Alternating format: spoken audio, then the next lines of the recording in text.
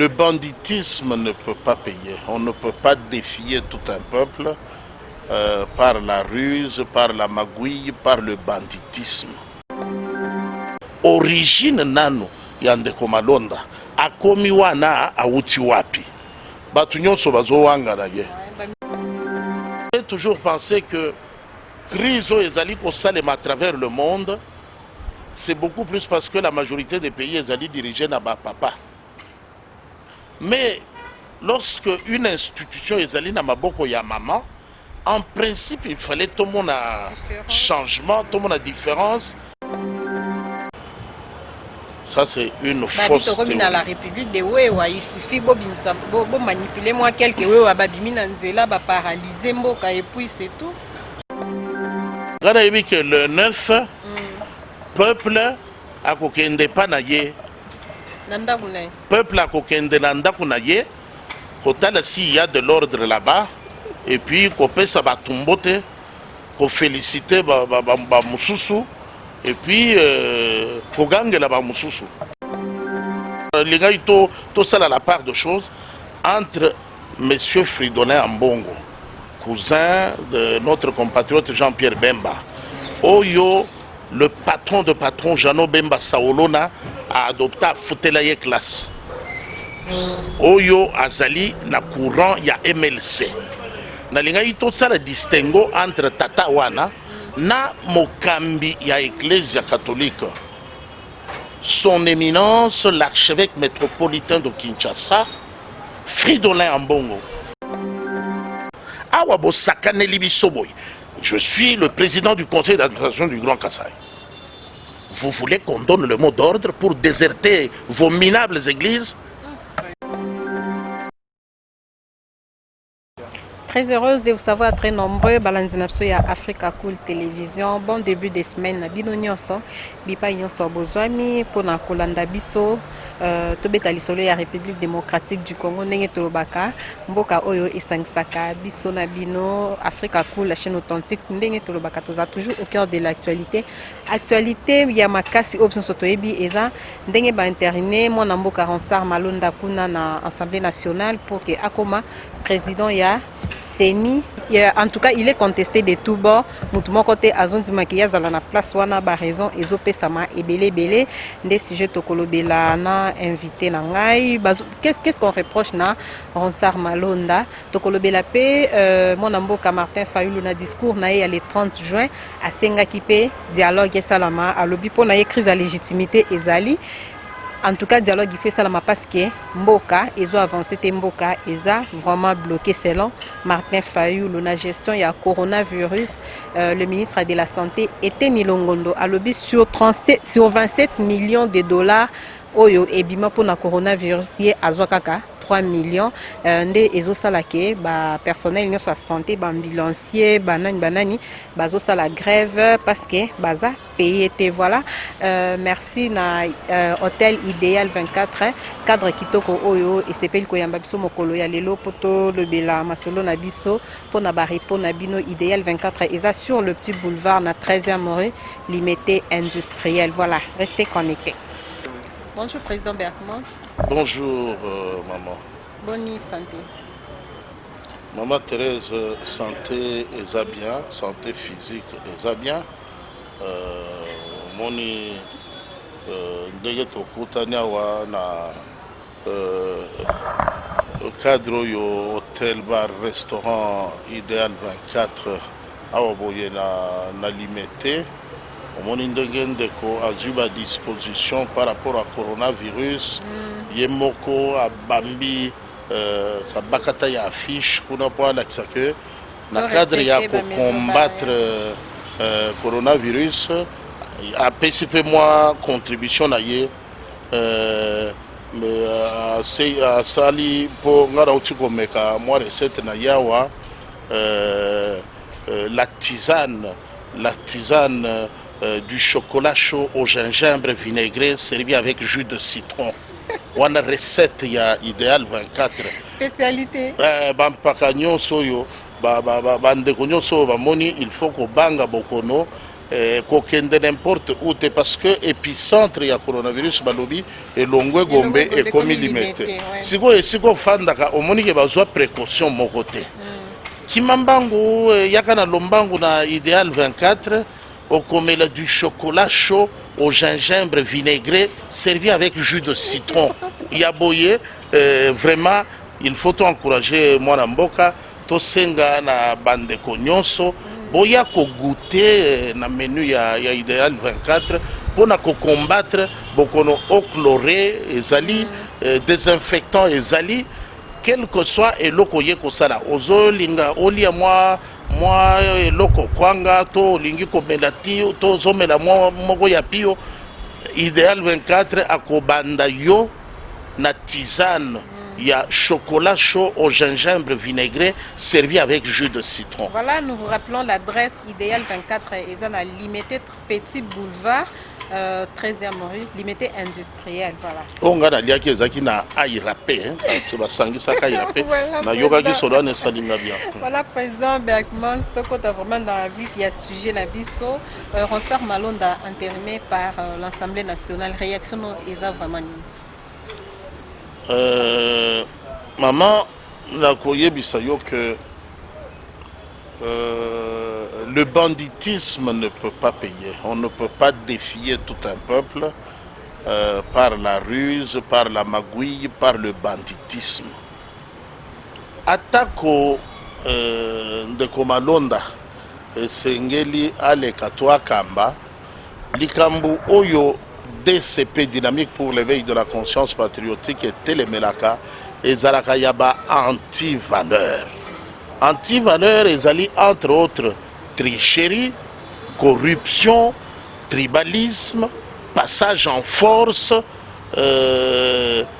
duplicité, hypocrisie. Biloko yo ya anti-valeur. Yo au mesana nango et comment pona yo mode de vie et si là ta yo moyen exaté nde biloko monaka et ce qui si peuple motema babandi opération to yebinda parce que il y a que 3 partenaires en présence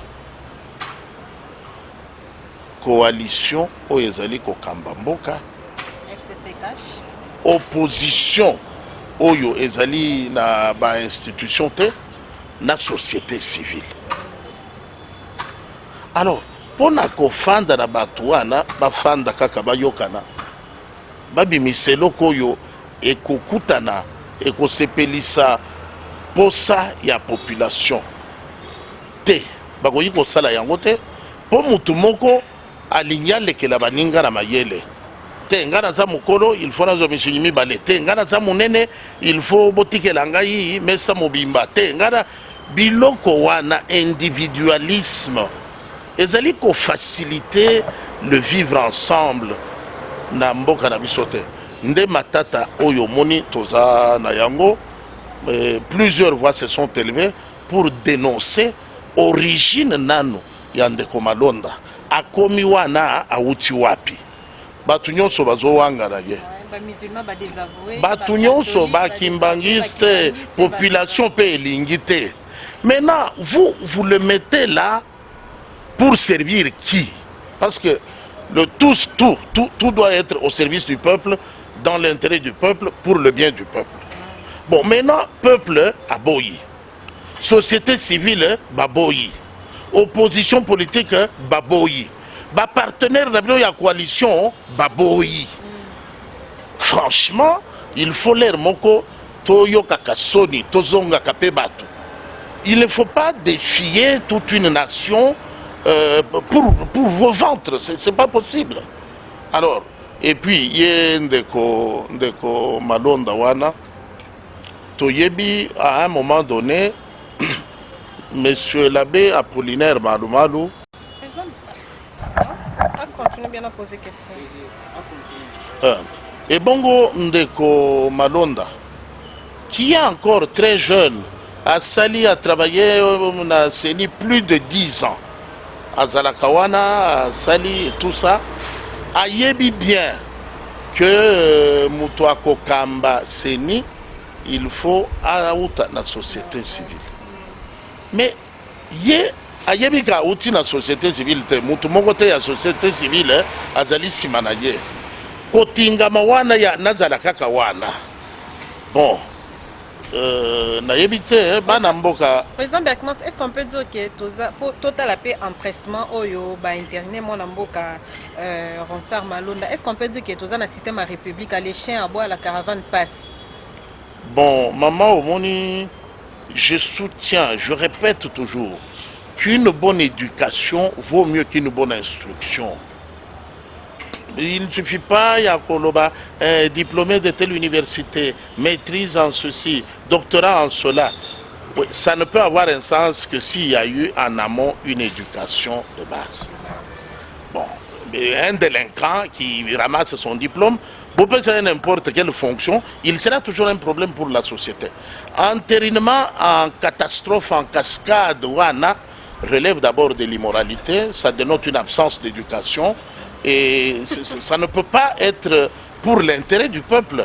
Et biloko ya butu en cascade ndenge tomonakiawa pona bakweyisa ndeko Jean-Marc Kabund et salemaki kaka ndenge wana ngai de tout le temps j'avais toujours pensé que crise ezali ko salema à travers le monde c'est beaucoup plus parce que la majorité des pays ezali dirigés na ba papa. Mais lorsque une institution est allée dans maboko ya maman, en principe, il fallait tout le monde a changement, tout le monde a différence. Chef de l'État à Lobaka Yango, dans son discours sur l'état de la nation, devant le Parlement réuni en congrès. À Lobaka Yango, à Pesaka coup de chapeau, comme moi. En tout cas, mon point de vue est qu'il s'était trompé. Et je commence à comprendre que tout ce qui brille n'est pas de l'or. Il ne suffit pas d'être femme pour prétendre être honnête. Hein. Président Berkmans, qu'est-ce qu'on reproche vraiment à Ronsard Malonda? Toujours se plaindre que non, dans l'institution, bazo chaka ba vieux, dans l'institution, bazo saka ba bilonga kala. Pourquoi pas te mettre à profit expertise il y a Ronsard Malonda et puis en tant que jeune quand même, jeune qui va se là, qu'est-ce qu'on lui reproche vraiment? D'abord, avant Yakokendena, qu'est-ce qu'on lui reproche? Mode de désignation naïe. Awa, il y a des individus dans ce pays, bazo utiliser ba momususu comme des armes pour intimider et neutraliser les autres. Il y a des individus sans scrupules. Oyo bazoloba. Non, non, au moni, tu as éliminé les candidats compétents. L'expertise fait homme. Sylvain Loumou. Non, non, parce que Azaka Saya. Yami Balete, Azaka Saya. Jérôme Bosso, non. Est-ce que lui, ce garçon a l'expertise comme Sylvain Loumou, comme Jérôme Bosso, comme les trois là qu'on a éliminés? Non. Mais pourquoi on va s'accrocher à lui? Les autres sont éliminés. Tout simplement, ils sont coupables d'être ressortissants du Kasaï. Alors que Malouma Loazala qui peut ressortissant, il y a Est. Hein? Tout comme même le chef de l'État. Même original, chef de l'État. Wana tribalisme et zala quitté. Ce qui est dans cabine, dans cabinet, il y a pour nabiso ba catholique. Kende par exemple dans cabinet il y a mokonzi nabiso tata cardinal. Talandengeni ni secrétariat na yezali composé bureau na ye. C'est Équateur sur Équateur 100%. Personne d'autre n'est là-dedans. Banda na Monseigneur Laurent Mosengo, yaka na Monseigneur Fridolin Ambongo, wana tribalisme zate. Nakamwe pona nini batu oyo balingi bilobela ya kosakana na batu gratuitement. Pourquoi bazolo beloko mokote par rapport au cabinet ya tata mokonzi wa ekolo? Pokuna bikolo nyonso ezali asangisa batu nyonso. Mais les donneurs de leçons, oyo bafandi pona ko dénoncer ka tribalisme, alors que bangonde balati tribalisme, c'est eux même. Non, qu'est-ce que je dis là? Le tribalisme fait homme, c'est eux. Alors, avant tout comme on a mode, il y a nini, qu'est-ce qu'on reproche dans des commandantes? Mode nan il y a désignation naïe. il est de quelle origine? Il vient de quelle structure? Nulle part. Il n'est porté par aucune structure et on se retrouve que il est adopté.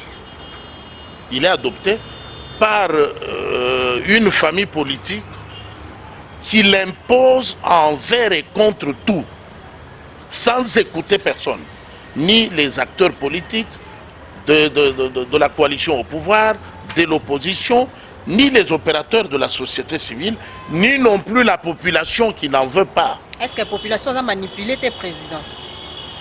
Peut-être que la population est manipulée, il y a un désavoué. Ce qui population est manipulée, naninda azali na monopole ya ko manipuler population.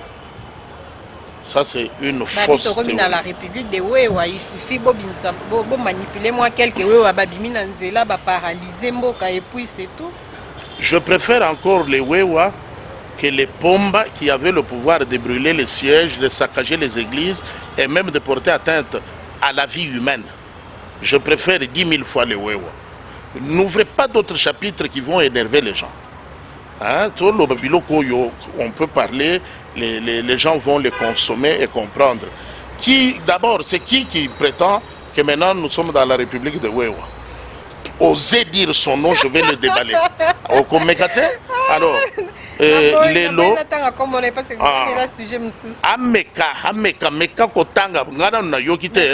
quand j'apprendrai, mais attention. Au Sénat, là, on a dit, on sait comment les gens sont au Sénat. Nombreux, moi je suis témoin. Il suffit d'avoir une chèvre, 10 000 $ et promettre une voiture à 4 personnes comme sénateur. Président, on nous répond pourquoi pas mettre à profit l'expertise d'Aronsar Malonda et puis la jeunesse au service de la nation? Pourquoi pas tout accepter? La jeunesse, je parle de Sylvain Lumu. Au lobby expérience. Mais quand Jérôme Bosso, mais quand il faut comprendre où est l'expérience. C'est un débat contradictoire. Bon, dites-nous comment tu entends gérer la CENI. Quels sont... Bon, ça, un débat contradictoire. Vous verrez qu'il y a la coutume de fuir les débats contradictoires. Il va détaler. Alors, je disais par rapport à Koti en valeur, expérience, expertise naïe, il n'est pas le seul détenteur de l'expérience. Il n'est pas le seul expert. Par rapport plutôt à comment il se retrouve là, à Utiwapi. Nani nde amemaki candidature naïe. Ezali église nini. Non, il vient de l'église Kimbangiste, non, Aouti na islam, musulman lobité, wana toyebiete. Bon, Aouti na société civile. Oh, attends. Société civile, qu'est-ce que vous racontez? Société civile a yebiete. Ni d'Adam, ni d'Ève. Azala élève ya Malumalu. Toyebindenge Malumalu a géré ba élection. Azala élève Yango Imulunda. Toyebindenge Go Imulunda a géré ba élection. Azala élève ya Corneille Nanga. Bon, Corneille Nanga c'est le tout dernier. Sikoyo alinga yeba sala yeka kapwaza na seni. Akoyi ko sala musala mususu te kaka kozala na seni.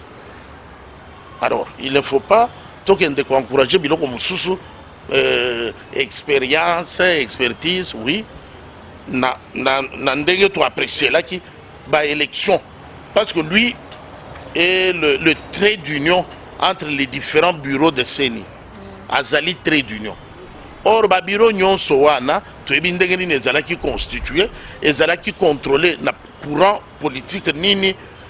Peuple a réagi ça qui n'dengeni. Président, est-ce que bon on a dit que présence il y a Aronsar Malonda et ont profité de la chef de l'État parce que bon bazar la carte coalition non? Oui. Eh konomé animateur lobby que majorité de ba kopé ça ba tebele bon on a dit que le bazar coalition et ko bénéficier na. Merci beaucoup. Je réponds en 2 temps. Premièrement, il n'est pas question de faire plaisir au président de la République. Il est question de rencontrer les attentes de la population. Est-ce qu'on se comprend que le changement œuvre du combat de l'immortel patriarche, le docteur, son excellence, Étienne Tshisekedi Wamulumba, s'est battu, d'heureuse mémoire, merci madame, s'est battu pour le bien, pour le bonheur du peuple. Bon, le peuple d'abord est l'excellent. C'est la synthèse. Je suis fier de dire que je suis tshisekediste parce qu'on a maîtrisé l'idéologie à Tatawan.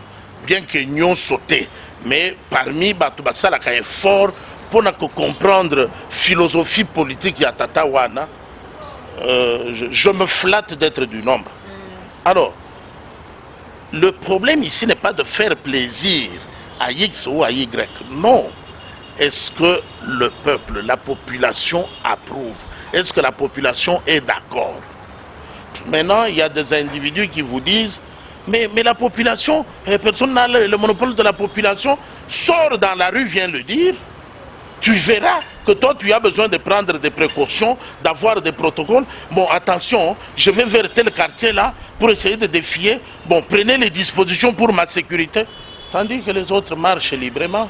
Ils sortent, ils improvisent des sorties en public, des sorties au sein de la population, dans les marchés, sans être inquiétés. Par contre, ils sont portés en triomphe et applaudis. Alors, ça c'est la première partie. La deuxième partie, au lobby, comme Bazali en coalition et Kokiko profite coalition, ce n'est pas question de faire plaisir à X, à Y. C'est question de rencontrer les attentes du peuple. Deuxièmement, la coalition n'engage pas le peuple congolais. La population est soukeli bango dans ndenge bango y a famille politique, parti politique, regroupement politique. Ça c'est une question qui va au-delà. Il y a influence na bango. Oyo ezali kambo. Il y a ensemble, il y a république. Batunion so bazali concerné. Alors, Motuya Boye Ayakoya, comme si toute la population congolaise a hypothéqué son avenir entre les mains du FCC cash. Non, déjà, eux-mêmes entre eux, ils ne jouent pas franc jeu. Parce que s'ils jouaient franc jeu, Togayi Komona, Ndenge parti Moussoussou, député, va dénoncer l'Okoanate. Togayi Komona, Bango Nyonso, ils parlent d'une seule voix. Ils sont d'accord. Chef de l'État qui a investi en santé. Le lot n'a évité le 40e, mais Ngana yebi que. Ngana yebi que, merci beaucoup maman.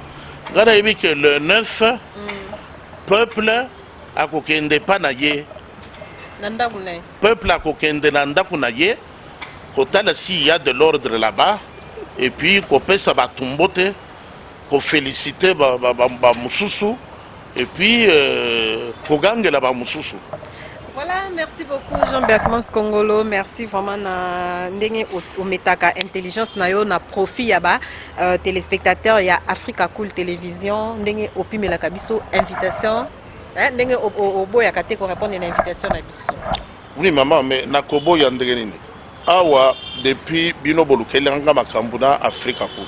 Ngana zayi ko mona bino comme une petite chaîne aventurier moko kaka boye ya kisasa.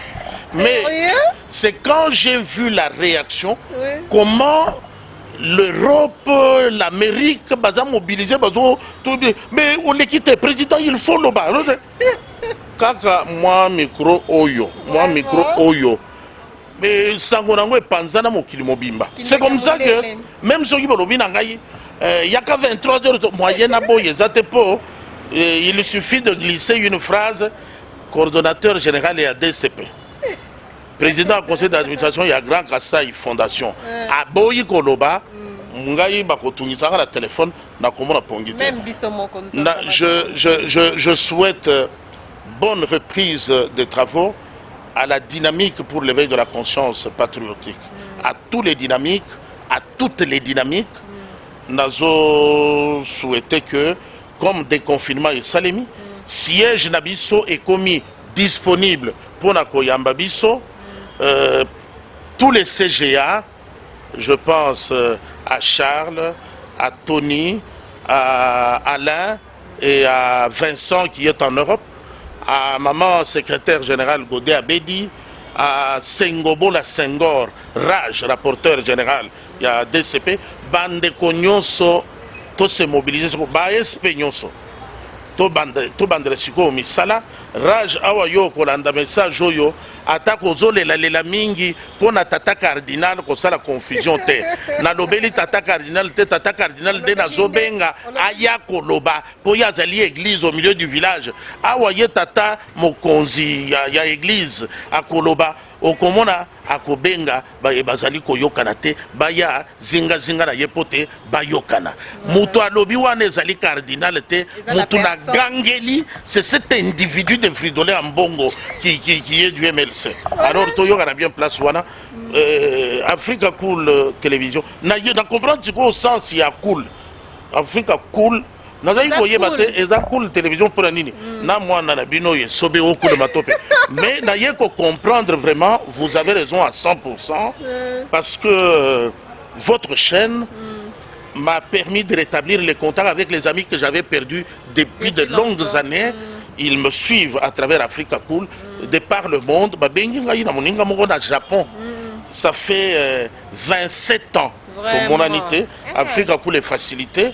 Masolo na bana kisasa bazole la kaka mega bazole la crédit bino boyebi stratégie na sengaki boka ni sabana bana mboka RDC vraiment merci beaucoup à Africa Cool. Merci beaucoup président Berkmans en tout cas vos mots et ceux qui sont directement dans mon thème na pesa quand même mbote na famille na ngai parce que il me reproche que ngai nazo sala ba émission nazo lobela bangote je commence par sa majesté la reine Berkmans Yael Bounane première, Mamana Junior na Maximilienne, Pesambote na Ruth Mojinga et à Tonton Amir, et puis Pesambote et joyeux anniversaire à Olivier Ilunga Kassonga. Ça c'est la famille Berkmans. Je suis de cœur avec eux, je les porte. Batala Kamakamboyo, Balobakanangaï, mais vraiment, c'est très bien. Ceux qui vont les Mapobalo Boyete, Tozoye va venir à Mbokoyo. Et je donne, je dis un grand coucou à tous les Mamba. Voilà, merci beaucoup. Heureux anniversaire à Olivier Ilunga. Olivier Ilunga, heureux anniversaire à toi de la part de Africa Cool Télévision. Merci à nos chers abonnés Nabiso Oyo Baza de par le monde. Bino Oyo Bozo ça la promotion ya Africa Cool Télévision. Denye Bozo continuer à partager vraiment na ba amis, na ba connaissance et tout. Chaîne ango emata. Loboko ya Nzambe vraiment esunga biso. Mi de la maman de 3 na kati ya Pretoria, maman Milinzemba, maman musique na kati ya Londres. Et puis c'est la fan club Africa Cool donc à Londres Africa Cool et Kanga tous les 4 coins. Voilà, restez connectés, à la prochaine.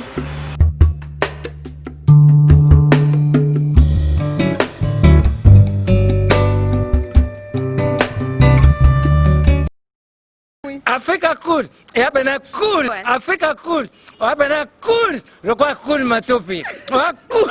Chaîne Nabiso Africa Cool. En tout cas, les chaînes est bien et puis vous êtes très rapide. Ils sont très rapide et les chaînes moko bako ça bien confiance. En tout cas nazo senga na bato oyo nanu ba subscrire te bazwa. Donc ils ont vraiment net oyo balobaka ke buka lelo, lamba lelo, lia lelo. Donc ils ont kitoko na sepeli na bino na sengi na bato nyonso bo subscrire ebele boko za la déçuté. Africa Cool Télévision ezolandama koleka banungu nungwa batu na kati ya mboka Kongo.